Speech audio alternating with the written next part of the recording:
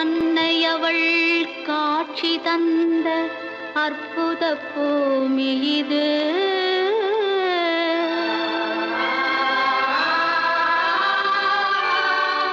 அவள் அரசாட்சி செய்து வரும் அழகு வேளாங்கண்ணி இது.